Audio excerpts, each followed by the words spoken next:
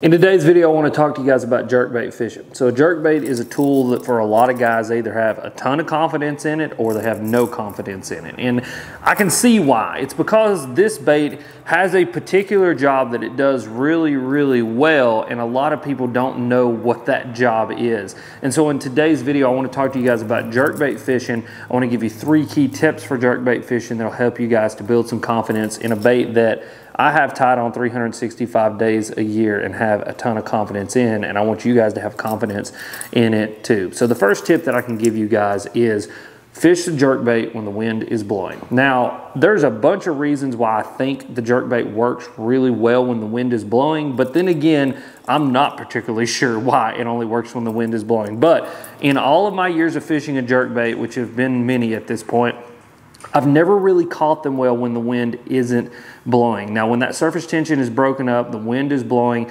that's when the jerkbait gets brought out, and that's when I catch fish on it. Now, the reason I think that it happens that way, and this is anecdotal to me, is when that wind starts blowing, not only does it position the fish, but it also stirs up the bait fish, and it starts pushing the bait fish into areas where fish are going to be sitting and eating those bait fish. And so I think when it's super calm, that something like an erratic darting bait fish is just an unnatural thing, whereas when the wind is blowing and the bait fish, can't control themselves as well, and they're trying to get in out of the current, and they're trying to get into cover themselves to get away from predatory fish, something like that jerkbait jerking around and twitching around looks more natural to that fish and makes them want to eat it. The next thing is going to be choosing the right line diameter. This is a big mistake that I see a lot of guys making. A lot of dudes want to fish a jerkbait on heavier fluorocarbon or heavier mono. You're pumping up into like 15, 17. I've even seen dudes try to throw it on 20-pound fluoro before.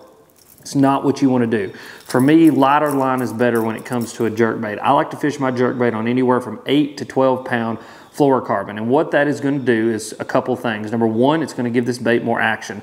The thinner the line diameter, the more action you're going to be able to impart onto that bait and let this bait do what it does naturally. And we'll get into the different kinds of jerkbaits here in just a minute. Like this stunner, it does something different than other jerkbaits do, and vice versa, and all those different things.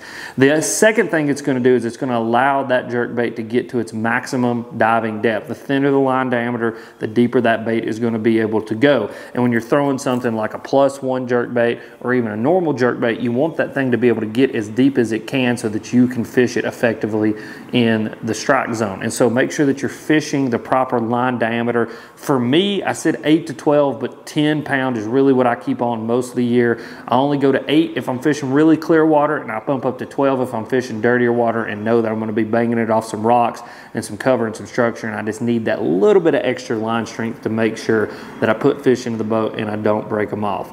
Now, the last one is probably going to be the longest tip, but it's the one that's the most important for me to remember and for you guys to remember when I'm picking the proper jerkbait. So you got 3 primary types of jerkbaits. You got sinking jerkbaits, suspending jerkbaits, and floating jerkbaits. Now, all 3 of those jerkbaits have a particular job that they do really, really well, but the rule of thumb that I use in picking the right jerkbait is going to be the water temperature. Watch the water temperature. And here's the deal, guys.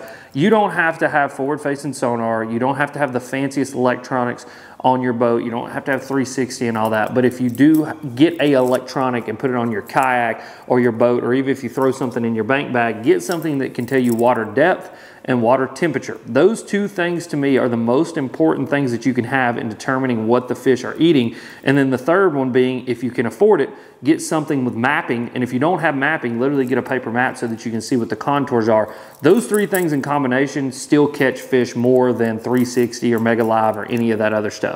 And so, like I said, we've got floating, sinking, and suspending jerkbaits. If the water temperatures are falling, that's when I'm going to pick up a sinking jerkbait. Sinking jerkbait when water temperatures are falling, literally probably like 50 and below and falling, I'm going to pick up a sinking jerkbait. That is actually what the Berkley Stunner is. It's what I have in my hand here. It's one of my favorites. And the reason I pick it up when the water temperatures are falling is because a lot of the times when water temperatures start to fall, it's going to shock those bait fish, and you're going to have a lot of bait fish that are either addled and not doing well or actively dying. And a sinking jerkbait does a really good job of mimicking those fish. Now, if the water temperatures have been sustained for a while, you know, say they're like 55 to 60 and they've been in that range for a good long while, 2 or 3 weeks, that's when I'm going to pick up a suspending jerkbait, because that is really that kind of active period where fish are going to be focusing in on moving up and, you know, getting ready to spawn. And that's when you really think about like jerkbait fishing and jerkbait fishing doing really, really well. But if you've had sustained water temperatures, I'm going to pick up a suspending jerkbait. And then if you've got water temperatures that are warming and they're starting to warm up, that's when I'm going to pick up a floating jerkbait. Now, I wish I had some sort of, you know, reasoning as to why the floating jerkbait works really well when the water temperatures are rising like I do when they're falling, but I really don't. It's a weird kind of deal where I think that those fish are just more active and they're a little bit more willing to eat. And so when that jerkbait like pops down there and it looks like it starts to swim away from them by, you know, rising up and floating up in the water column, those bass can't help but try to eat it. Because that's one thing I think that probably plays into a floating jerkbait, is that bass, when things are going away from them, it just hits that predatory instinct to feed and it makes them want to kill it. But yeah, that's the 3 tips I have for jerkbait fishing. These are simple tips. They're applicable right now for you guys. It doesn't matter if you're from the bank, the boat, or a kayak. Go out, use these tips, and catch some more fish. And if you enjoyed this video, click this video that's popping up right here. It's a video where I go out and catch a bunch of fish on a jerkbait.